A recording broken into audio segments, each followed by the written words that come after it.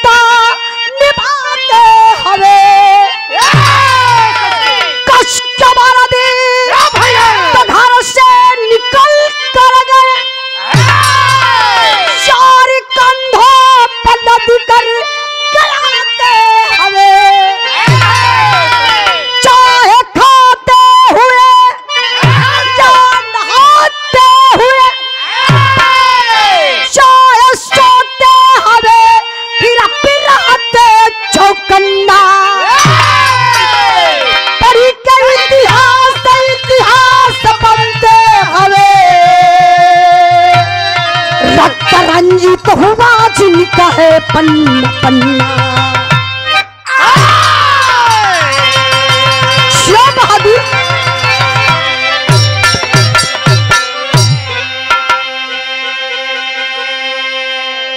आज बेरोजगारी से सारे लोग परेशान हैं, बिना मौत आप लोग मारे जा रहे हैं, चाहे वो रोटी के लिए, चाहे कपड़ा के लिए, चाहे जमीन के लिए, चाहे महंगाई से सारे लोग परेशान हैं। सरकार बड़ी बड़ी बात करती है, जगह जगह मंदिर बनवाने का काम कर रही है सरकार। हम आप लोगों से कहना चाहते हैं मंदिर छोड़िए, मंदिर में दान करना छोड़ दीजिए, उस दिन इन लोगों को समझ में आ जाएगा। लेकिन हमारे गरीब व्यक्ति, गरीब भाई वही काम करते हैं। ये लोग अगर मांगना है तो आप लोग मुफ्त में शिक्षा मांगिए, चाहे किसी भी पार्टी का नेता हो, बोलिए हमको 5 किलो राशन नहीं चाहिए, अगर कुछ फ्री में देना है तो आप शिक्षा दे दीजिए। देखिए आपके यहाँ से वो नेता हटकर चला जाएगा, लेकिन कहाँ पावर बा बोले बोले जे बोल दे जे मांग लई। मिश्रा जी के बारे में भैया बतेबे कैला है, ओ नहीं का कपार फूटल, ओ नहीं के चाकू लगल, आई सरकार उठाए को नहीं के जेले में बंद कर दलस। कुछ दिन के बाद पता का चली स्वीट पॉइजन। घबरा जिन अब गवैयों के नंबर आई गए भैया, कौनो उम्मीद ना बा। इन निगाह पे जौने दिन चढ़ा लिया सुना तो कुछ भी कर सकेला, लेकिन मैं आप लोगों से कहना चाहती हूँ कि आप लोगों से बड़ा कोई नहीं है। जिस दिन आप लोग समझदार हो जाएंगे उस दिन तो सारा कमुए बन जाएगा। लेकिन करना क्या है, आप लोग 200 रुपये में, 2000 में आप लोग भटक जा रहे हैं।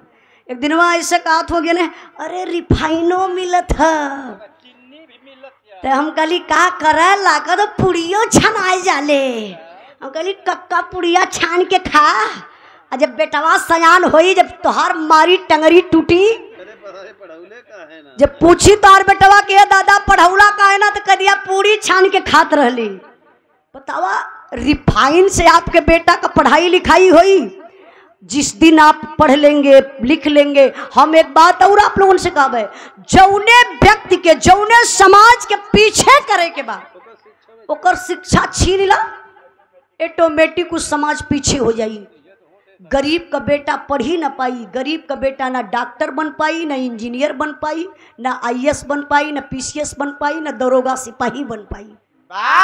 काहे बदे? पढ़ा जाता न हुआ, जीएसटी कपारे चढ़ गई। दवाई पर जीएसटी, पढ़ाई पर जीएसटी, कापी किताब पर जीएसटी, अब तक कफन पर भी जीएसटी लगे लगल। और जल्दिया सुतहो जीएसटी लगे वाली हो के करे सुतले पे मरद में हर इकट्ठा ढेर न रह पावे, काहे जनसंख्या कम चाहत है। एनहु का बात सही बा। कुछ दिन पहले एक नियम निकलल रहल कि जेकर 2 लड़का रही है वह गांव का चुनाव लड़ी। बात हम ही सोचत हला कि जेकर 1 लड़का न रही है पूरा देश और परदेश चलाई, एकर मतलब कि पूरा देश रण हुआ हो जा जे बियाह कैले हुई पछतात हुई। लेकिन वाह, आई बिरहा पर आप लोग हमारे गुरु जी माननीय प्यारे लाल कबीर जी बड़ी ऊंची लाइन लिखलन। का लिखल मास्टर साहब? जिया बहादुर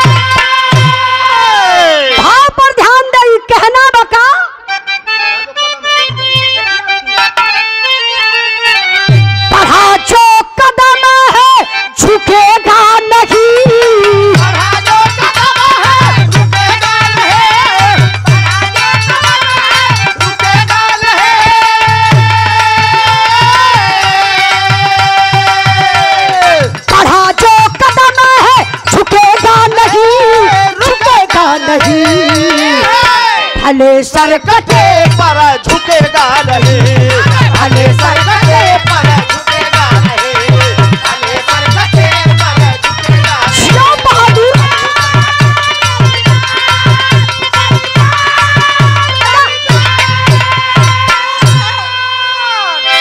कहानी का शुरुआत बा, आप लोग कहानी पर ध्यान दी है। कहना बका वाली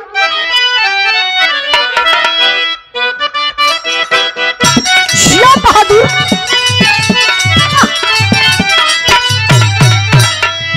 साथी जंग पे जो वीर लड़ने आता है, साथी जंग पे जो वीर लड़ने आता है, मौत का सुहारा अपने शीश पर सजाता है।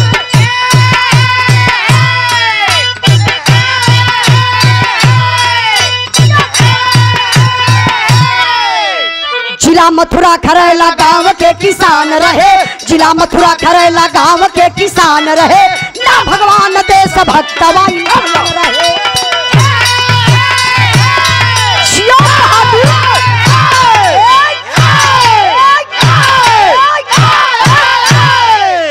कहानी यही से आप लोग समझ लें, कई दूरे का कहानी नहीं खे। आप लोग टीवी में देखल गल, पत्रिका पेपर में पढ़ल गल। अपने उत्तर प्रदेश जिला मथुरा जहां कृष्ण भगवान की जन्म स्थली है, वही मथुरा के रहे वाला एक किसान गरीब परिवार से बाबू जेकर नाम बतावल गल हेमराज। हेमराज के पिता का नाम भगवान सिंह यादव। एकलौता बेटा फौज में भर्ती हो गल बाटे, शादी हो गई बा, एक बेटा भी बा, छुट्टी मिलल बा। हेमराज घरे आइल हवे। एक दिन के बाद बा, ये बाबू सुतल हो फौजी जवान, तब बोले फोन आए गयल। रात का बेला बा, फोन देखल, कहल अरे ये तो साहब का फोन है। तुरंत फौजी जवान हेमराज फोन के रिसीव कैलन, बोलन जय हिंद सर। हाँ जय हिंद बेटा। ऐसा है, कुछ फौजियों की जरूरत है, आपकी छुट्टी निरस्त की जा रही है, तुरंत गाड़ी पकड़ लीजिए और सीमा पर चले आइए। ए बाबू, यह एक फौजी जवान का जिंदगी बा। सारी खुशी को दिल में छुपा लेता है फौजी जवान और ड्यूटी पर चल देता है। ड्यूटी कहाँ लगल बा? जहां हिंदुस्तान पाकिस्तान का बॉर्डर बा। जवान ड्यूटी पर तैनात तो होत का बा मास्टर साहब।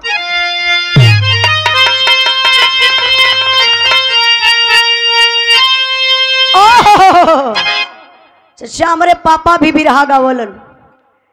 बिरहाई हमरा के विरासत में मिलल बा। हमार पापा आज भी हमें बतावल, पहले भी सिखावे। कहा बेटा जौने समय स्वर्गीय रामदेव गुरु ये धुन के गाय देना, सुनवैयन के जोश चढ़ जाए। आज भी कहा कि बेटा जब भी गई हा केहू कैसहू कलाकार गौले रहे, लेकिन जब तू गई हा तो अपने अंदाज में गई हा। गीत बा स्वर्गीय रामदेव गुरु का गावल, लेकिन अंदाज हमार बा। कैसे?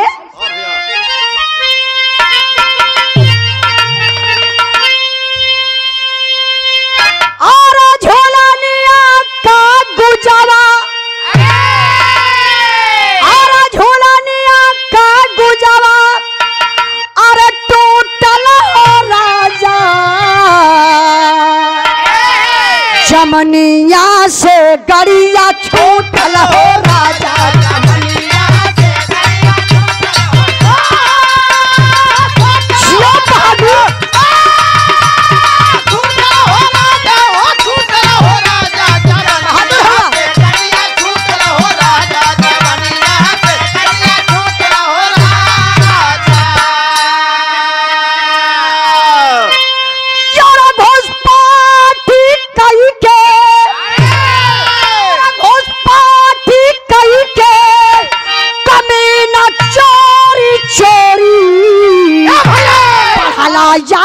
हमारे सरहद की ओरी बढ़ला जावे, हमारे सरहद की ओरी।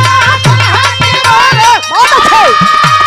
सरहद की ओरी हो, सरहद की ओरी बढ़ला जावे, हमारे सरहद की ओरी बढ़ला जावे, हमारे सरहद की ओरी।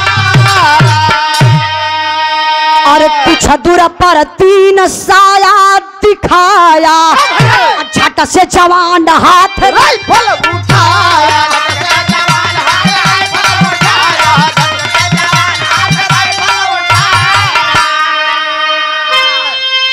दुश्मन हटा पीछे, और दुश्मन हटा पीछे,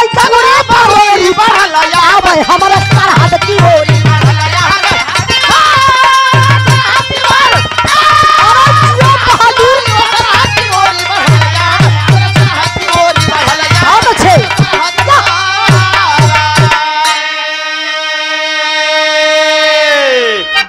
हिंदुस्तान का फौजी जवान ओके ऊपर उठाला। हिंदुस्तान के फौजी जवान जेकर नाम बतावल गल बाबू हेमराज सुधाकर। दोनों जवान ड्यूटी पर तैनात। तब तक कुछ आतंकवादी पापी पाकिस्तानी कटीला तार काट करके हमारे हिंदुस्तान में प्रवेश कर गए थे। रीजन क्या था? जनवरी का महीना था, चारों तरफ कुहरा अंधेरा रहल, धुआं धुआं। और वही में बाबू झाड़ी में छुप के आतंकवादिया निशाना सब सधले हुए। तबले हमरे हिंदुस्तान के दो जवान जिसका नाम बताया गया हेमराज सुधाकर ड्यूटी पर तैनात हुआ। भैया तबले तो गजब हो गया। अच्छा गजब का भेल, बिरहा में तर्ज बदल गई मास्टर साहब।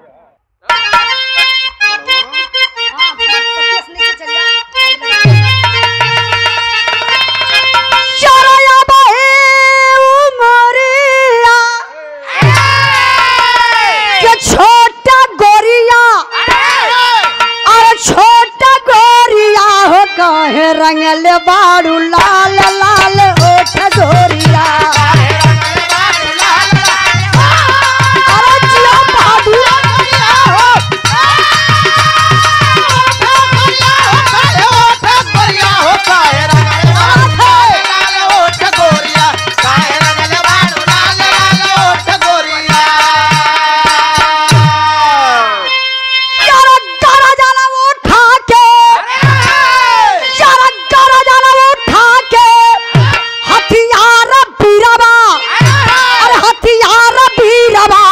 साथ साथी सुधाकर जुझार बीरवा।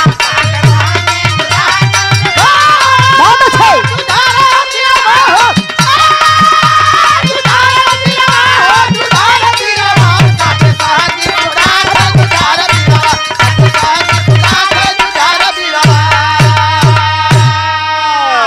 पारे हिंदुस्तान के फौजी जवान कदम आगे बढ़ा रहे हैं बाबू, तब तक वो आतंक बदिया पपियवा सब निशाना साथ के गोली चलौलन। सनसनाती हुई दुश्मनों की गोली आई, हेमराज और सुधाकर के पैर में लगती है। देखिए वो पापी जो आतंकवादी थे, उस सर में भी गोली मार सकते थे, सीना में भी गोली मार सकते थे, लेकिन पैर में इसलिए गोली मारे कि हमें जिंदा फौजी हिंदुस्तान का मिलेगा, हम हिंदुस्तान का राज पूछेंगे। घायल अवस्था में बाबू लेकर के दोनों हिंदुस्तान के जवानन के पापी पाकिस्तानिया पाकिस्तान में चल गईलन। आमने सामने दो खंभा था, एक खंभे में हेमराज को, एक दूसरे खंभे में सुधाकर को गतर के पपियवा से बांध देहलन। बंधला के बाद चुरकी वाला भैया, चुरकी वाला भैया थोड़ा से शांति। अच्छा पूछ ले, अब चुरकिए देखा थे तब कह दली है, बुरा मत मनिहा, जैसे नाम तो जानत नहीं ला। अरे के चुरकी ना कहा जाला, तब का अब चुन्नी हो गई है। चुन्नी? ए भैया चुन्नी हो गई कहिया से? बच्चे भैया बहुत अच्छा। अब हम पूछ ले बिरावा हमार कहाँ, तो तू बताई ना भैया पक्का। हाँ हम जाना थे भैया ना, रोज का काम है अमान कहा। थोड़ा से अब यहाँ से समझ ले बात, तब वो आसान हो जाएगी। बिरहा का मतलब एक कहानी होला। अभी ना कि हम चिल्लाई आया आप लोग एंजॉय करा, तो मतलब कहा बिरहा से एंजॉय करा। घर द्वार छोड़ के अलवा भौजाई देखती हूँ या कहो सनुआ का पापा गईले वही नहीं लेना, कहीं कोनो लड़की उकी के चक्कर में ना पड़ गई, रतिया भर फोन आवत हुई। बिया हुआ भला कि ना? 7 गो लड़का भैया, 7 गो लड़का। तब का 2-3 ठन नहीं हरमा से लेके आए हैं। तो क्या कैसे पता? बतावत हम। देखिए वो आतंकवादिया पापी पाकिस्तानिया कैलस का, एक खंभा में हेमराज के, दूसरे खंभा में सुधाकर के गतर के पपियवा बंधले बा। हाथ में एक चमचमाती हुई तलवार लेकर आया। काला ड्रेस में है, फुल काला ड्रेस, लंबी लंबी दाढ़ी, लंबा लंबा बाल, खून खार, लाल लाल आंखें, चमचमाती हुई तलवार लेकर आया और हेमराज के सामने खड़ा हो गया। सवाल कर दिया, बता दे हिंदुस्तान का राज, बचा ले अपनी जान को। बारे हिंदुस्तान का फौजी जवान, पैर में गोली लगल बा, लेकिन जवान गरज कर बोला, अरे डगले की औलाद, नहीं बताऊंगा हिंदुस्तान का राज। हम उस देश के वासी है जिस देश में गंगा बहती है। पपियवा कला सरे साला इतना बड़ा हिम्मत, पाकिस्तान में है क्या तू समझ रहा है हिंदुस्तान है? मैं तुमसे हिंदुस्तान का राज पूछ रहा हूं और तू कह रहा है हिंदुस्तान की गंगा दिखा रहा है। तू क्या दिखाएगा भारत की गंगा? मैं दिखा देता हूं कि तेरे भारत की गंगा कैसे बहती है। खींच के तलवरिया चलौलस हो भैया, यह हेमराज का दहिनी बहिया काट लेलस। शरीर का बैलेंस ऐसे बिगड़ल जैसे टेबल से पानी फेंके हो, ऐसे यही बहिया से छर छर छर छर खूनवा निकलत बा। जमीनिया पर पौट गल खून। कल देख ले यही है तेरे हिंदुस्तान की गंगा। अगर बता दिया होता तो तेरे साथ मैं ऐसा कष्ट ही नहीं करता। इतना कही के भैया हो लई के तलवरिया सुधाकर के तरफ चलल, खंभे में बधी हुई शरीर कांप उठा जवान, आंख से आंसू आ गया। आवत बा पापी पहले बाह के काटी। सुधाकर कला भैया मेरी बाह को मत काटना, मैं तुझे हिंदुस्तान का राज बता दूंगा। ई बतिया हेमराज सुनत रहलन। हिम्मत देखा वो जवान के कि पैर में गोली लगल बा, बाह कटल बा, लेकिन जिगर उतने जवान रखले बा। आवाज दिया जवान, बोला ना नारे भाई नारे सुधाकर, तुझे झंडे तिरंगे की कसम, तुझे तेरी वर्दी की कसम, तुझे धरती माँ की कसम, एक भी हिंदुस्तान का राज मत बताना रे भाई। अरे पगला जान तो अकेली जाएगी, हिंदुस्तान और हिंदुस्तान के लोग तो सुरक्षित रहेंगे। बचा ले हिंदुस्तान को। इतनी बतिया जब वो आतंकवादिया सुनलस, दौड़ के सुधाकर के पास गल, अपन कनवा सुधाकर के मुहवा तर लगौलस। कल बता दे हिंदुस्तान का राज, बचा ले अपनी जान को। लेकिन हिंदुस्तानी खून है, क्या कर सकता वो जवान। खंबे में बधी हुई शरीर है, लेकिन हिंदुस्तानी खून उबल गया। ओ पपियवा के मुहवा पर खेखार के थूकला कला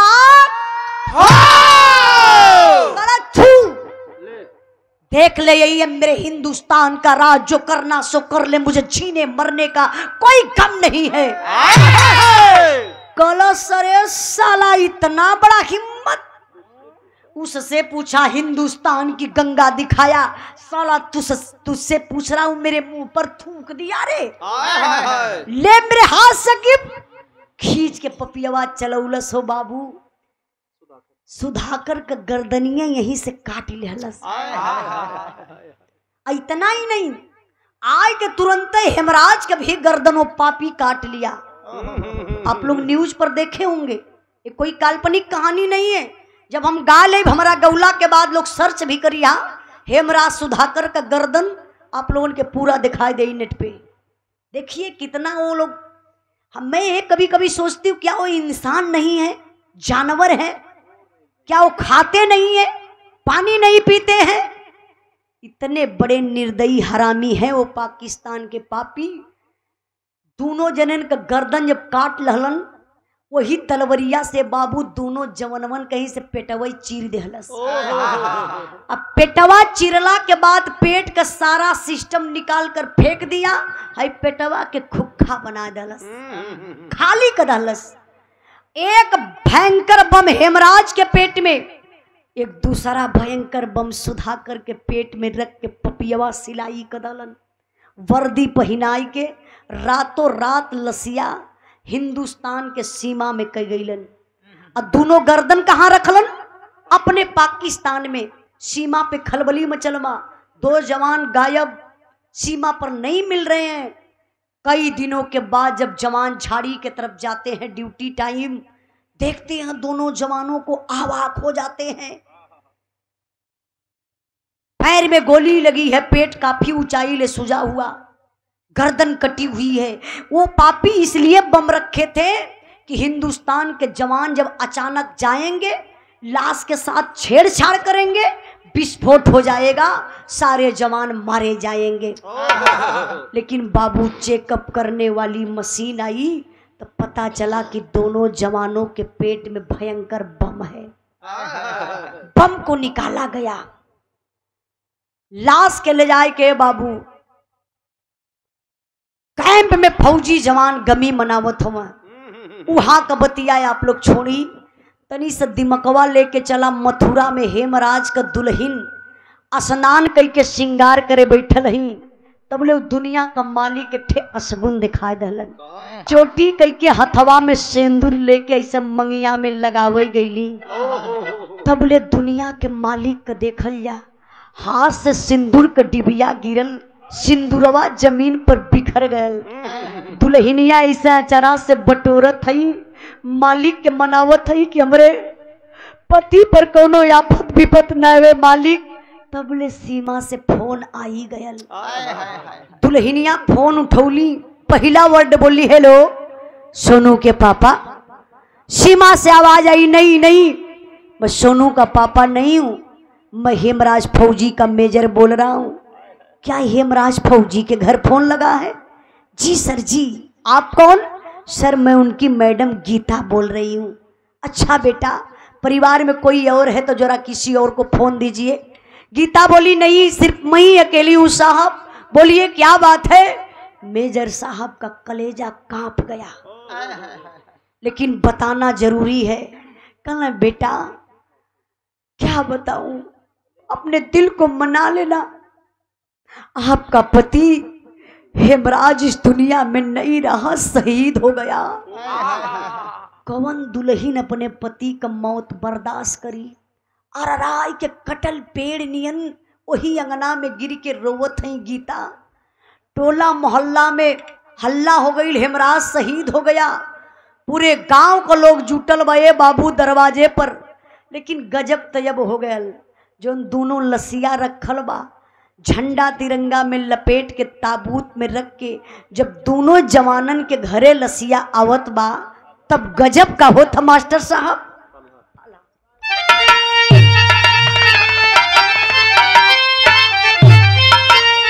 अरे दोनों बीरवन का लसिया ले आई के जवानवा बाबू।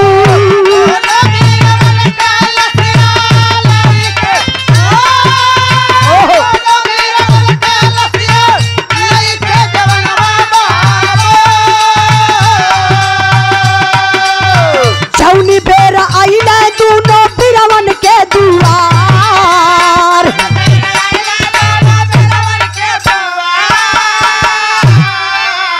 अरे गड़िया से लाश जबनी सारल बारवा भैया।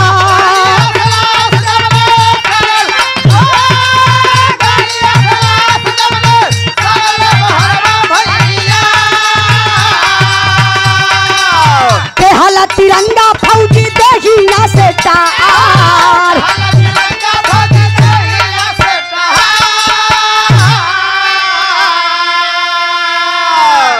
गौर करेंगे बाबू, जब ताबूत में रख के दोनों जवानन का लाश घरे आई, लसिया पहचाने में ना होत बा। गीता वही पब्लिक में हाथ जोड़ के घूमत यही के भैया ए मेरे पति की लाश नहीं है, किसी और की लाश से ले जाइए। किसी और के मांग का सिंदूर उजड़ गया। लेकिन बाबू हो पिताजी लसिया लेके बैठल ललन। गीता के पहचान करावत हो कि देख रे बेटा, ये अपना बेटा हेमराज है। यह पैर का कफन हटौले बाबू। हेमराज के बचपन का एक चोट लगल रहल पैर में। भैया खाली 1 मिनट और संभारे, बस 1 मिनट हमार बिराउर बा। पैर में चोट का निशान बाबू जब देखला दुल्हिया अरराय को ही लाश पर गिरली, गीता बेहोश हो गईली। अंतिम संस्कार करने की बेला आई। हो बुढ़वा बाप से लसिया उठती ना बा। दुनिया का सच्चाई बा। कहल जाला आप लोग कहेला कि जौना घर में बहन बिटिया हो जाली, घर में सयान अगर बहन बिटिया हो गई तो सर का बोझ बन जाली। लेकिन मैं बताना चाहती हूँ बिरहा के सुनने वाले भैया बाबू, अगर दुनिया में सबसे बड़ा कोई बोझ है ना, एक पुरनिया बाप के कंधे पर जवान बेटवा का जनाजा। कौन बाप बर्दाश्त करी हो? बुढ़वा बाप लसिया उठावत उठावत तबले कांप धलन। वही लसिया से सवाल कैले, कहलन बिना राम के कैसे मन मनाइब रे बेटा। अरे बिना राम के कैसे मन मनाइब रे बेटा। आज बोझ बुढ़ौती में कैसे तर उठाइब रे बेटा। हाय रे लाल बुढ़ाई में कमर तोड़ दले हीरा। शरीर बुढ़वा बाप का कांपत मत थाम ना पौलन। वही लसिया पर गिरले बाबू, बेहोश हो गईलन। कोई नहीं परिवार में रह गया अंतिम संस्कार करने के लिए। आप लोग जैसन आम जनता गांव के लोग, प्रशासन के लोग, पुलिस प्रशासन, अधिकारी के लोग जाकर के बाबू अंतिम संस्कार कर देते हैं। तेरे ही बीत गई, तेरे ही बीतला के बाद दुआर करे बदे अइलन जनरल साहब। बड़ी बड़ी बातें कर रहे हैं, कह रहे पिताजी आप क्यों टेंशन में बैठे हुए हैं? हम है ना, जितने सारे गांव के बच्चे हैं सबको निःशुल्क भर्ती करवाऊंगा, सीमा पर भेजवाऊंगा, चौराहे पर एक मूर्ति लगवाऊंगा, एक गेट बनवाऊंगा हेमराज के नाम से। बुढ़वा बाप का कमर टूटल बा, का करी गेट, का करी मूर्ति, का करी रुपया पैसा, जेकर बेटे ना बा, एकलौता बेटा शहीद हो गल, बर्दाश्त हुई, कलेजा कांप गया। बुढ़ाई का शरीर हथवाई से जोड़ रहे, कहले साहब भर्ती का बात करत हुआ है, लाल लोग भर्ती हो जाई, सबकर गर्दनियां कट जाई है साहब, सरकार एको जुबान ना बोली हो साहब, हमके अर्थी भर्ती रुपया पैसा मूर्ति कुछ होना चाहिए। मेजर साहब, सॉरी जनरल साहब दांते तरह अंगुली दाब ललन, कले बुढ़ा पिता है, आज का जमाना पैसे के पीछे भाग रहा है, एक लौता बेटा था शहीद हो गया, लेकिन ये बुढ़ा पिता बोल रहा कि ना मूर्ति चाहिए, ना रुपया चाहिए, ना भर्ती चाहिए, ना गेट चाहिए, आखिर चाहिए तो चाहिए क्या? मेजर साहब सवाल कर देते हैं। जनरल साहब सवाल किए, अच्छा पिताजी बताइए आपकी मांग क्या है? आप लोग भी सोच में पड़ जाएंगे बाबू। आज बुढ़वा बाप का मांग का बा, बिरहा का आखिरी लाइन बा,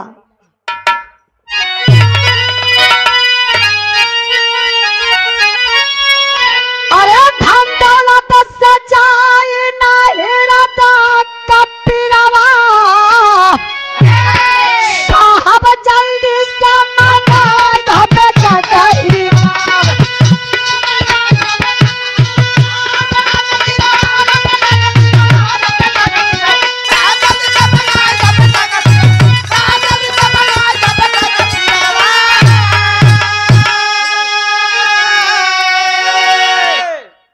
हमारे बड़े भैया ए बीरस बिरहा पर खुश होकर के राकेश यादव बड़े भैया जी की तरफ से सुंदर पुष्पहार। बहुत ज्यादा वीडियो से मतलब ना होली, सुनवैया अगर 4 गो रहे तो भैया वो बिरहा सफल हो जाले। अरुण भैया अब बहुत ज्यादा भीड़ है, में ताली बजावे, केहू गाली दे, केहू हंसी मजाक कर निकल या बहरे तो कर मतलब कुछ ना ही निकलेला। इतना लोग सुनला बड़े प्रेम से, अच्छा लगल। बुढ़वा बाप कहले कि साहब का करब अर्थी भर्ती लइके हो साहब, चौराहे के मूर्ति से का हमार बुढ़ापा पार हो जाई, का वो गेटवा से हमार बहु सुहागन बन जाई। साहब हमके बस एक चीज चाहत बा, अंतिम दर्शन अपने लाल का कैल चाहत बनी, जबले जीएफ तबले टीसी। कहा से हमारे हिंदुस्तान का दुश्मन पाकिस्तान बा, हमारे लाल का गर्दनिया वो पाकिस्तान वाला रख ले बा। ए साहब हमारे लाल का गर्दनिया मंगा दा, एक बार अपने लाल के भरे के देख ले साहब। जनरल साहब चले गए, कोई विचार नहीं किए, लेकिन बिरहा के सुनने वाले भैया बाबू मैं आप लोगों से कहना चाहती हूँ, एक बात आप लोग बताइए, भर्ती होता कौन है? आप लोगों को पता है? नहीं मालूम है, मैं बता रही हूं। भर्ती कोई पीएम सीएम एमपी एमएलए का बेटा नहीं होता है। तो पीएम सीएम का लड़का कहाँ भर्ती हुई है? के पीएम सीएम है? मोदी और जोगी। अच्छा हाँ भैया, वहां ले हमारा दिमाग ना गलल है। देखिए कोई भर्ती पीएम सीएम एमपी एमएलए का बेटा नहीं होता है। जब भी भर्ती होता है एक गरीब बाप का बेटा, एक मजदूर का बेटा, एक किसान का बेटा, एक व्यापारी का बेटा, आपके घर का बेटा, हमारे घर का बेटा। इन नेता मंत्री का जाने, कोई ऐसा दिन नहीं है जिस दिन सीमा पर हमारे फौजी भाई शहीद ना हो, हमारे फौजी भाइयों की कोई सुनवाई नहीं होती है। अगर आज हम सुरक्षित हैं, आप लोग सुरक्षित हैं, तो हमारे फौजी भाइयों की देन है। अब भाई आ जाए प्रधानमंत्री जी ना, तो इतनी पावर ना है कि वो अकेले चलने, आगे आगे चली है तो 4 गो मशीन लगल रही, कहीं बम न फिट हो। अगर बम फिट हो तो हई सिपाही हई प्रशासन के लोग मारल जाए, नेता एसी में बैठल सुरक्षित रहे। कब तक ऐसा चलेगा? मैं आप लोगों से निवेदन करना चाहती हूं बाबू, गरीब के बेटा शहीद होते हैं, अगर सिर्फ 5 मिनट अगर वो चैन की नींद ले ले, सीमा पर फौजी जवान सिर्फ 5 मिनट अगर चैन की नींद ले ले, तो सच्चाई बता रही हूं। आतंकवादिया पूरा मऊ कब्जा कैले हैं। यहाँ ले आके झंडा गाड़ दी है, क्यों नेता मंत्री बचाए ना पाई। ए लिए आप लोगों से हम निवेदन करत बानी, केहू का बेटा इतना फालतू ना बा। कभी भी आप लोग कहीं भी जाई हैं तो एक बार सोच समझ के जाई हैं। काहे से बाबा साहब का बड़ा एक कीमती चीज दी हल भाई कर, मतलब समझत हो लोग ना, मत ओट देवे का जो अधिकार मिलल भाई बाबा साहब का देन बा। आज बाबा साहब संविधान नहीं लिखे होते तो शायद जो मैं गा रही हूं ना, हम गा नहीं पाते। आप लोग जो सुन रहे हैं आप लोग सुन नहीं पाते, चैन की सांस नहीं ले पाते। इसलिए मैं आप लोगों से कहना चाहती हूं, कभी भी जाइएगा वोट देने तो एक बार अपने दिल और दिमाग में सोच करके दीजिएगा वोट, ना कि 2000 रुपया मिल गया, 1 शीशी दारू मिल गई, केहू के वोट अपन दे के खराब कर दें। नहीं मेरे बाबू, आप बड़े मजबूत इंसान हैं, आपके अंदर बड़ी पावर है। नेता लोग आते हैं आपसे भीख मांगते हैं, बड़ी बड़ी बातें करते हैं, लेकिन आप भी सवाल करिए। बतिया तई बा गरीब झंडा लेके दौड़े लगी हैं राजेश भैया, ये लोग कबो मंगवा ना कैलन। मैं फिर वही बात कह रही हूँ कि अगर मुफ्त में लेना है तो 5 किलो राशन मत लीजिए, मुफ्त में कुछ लेना है तो शिक्षा लीजिए। अभी एक दिन का बात बताओ थी, एगो मंदिर में दलित का बेटा गलल पूजा करे बदे, पुजारी के पता चल गल कि दलित का बेटा है, पकड़ के इतनी मार मरल सो जरत चैला से पिठिया का चाम उधर गल रहल, और रात भर मरल एक कोठरी में बंद करके। ओकरा बाद वो बच्चा के छोड़ने 3-4 दिन के बाद ओकर मौत हो गई। अभी हमारे आजमगढ़ में एक दलित का बेटा तरवा थाना में। अच्छा एक बात बताइए, कोई डोरी से फांसी लगा लेगा? जो नाड़ा होला डोरिया, और वो लैट्रिन वाले में, अच्छा लैट्रिन वाले में कहाँ इतना बड़ा उठा मिले, वो डोरी से फांसी लगा ली, लड़का मर जाई। कहाँ लैट्रिन में हुकूक कहीं रहा भैया? यह जाल बा, यह मदारी का काम बा।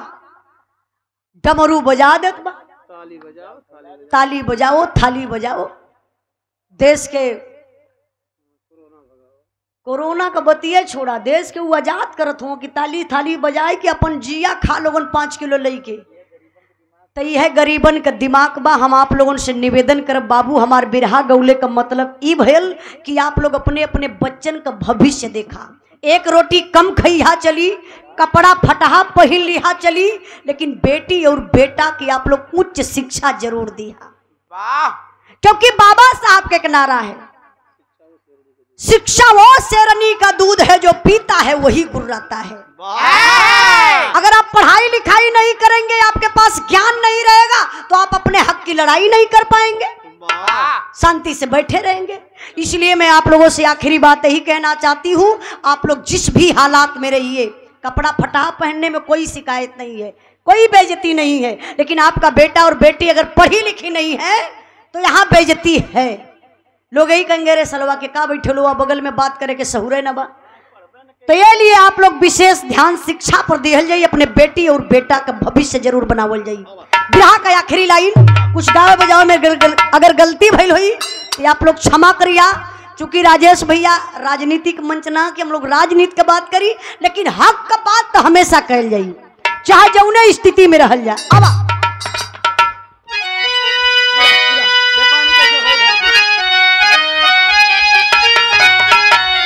गुरु बिहारी गुरु गणेश गुरु राम लाल गुरु का चंद्रिका कवि बच्चन जी बने पुजारी।